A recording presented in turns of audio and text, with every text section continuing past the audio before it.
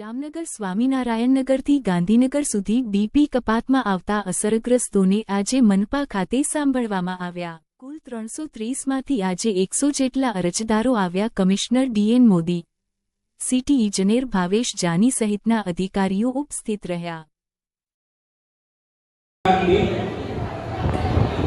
Navalbhai કાકીભાઈ Yagnik,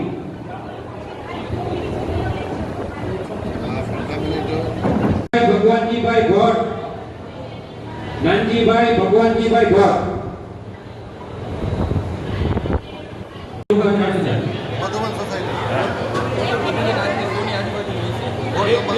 board number 4 બરોબર 11 વાગ્યાનો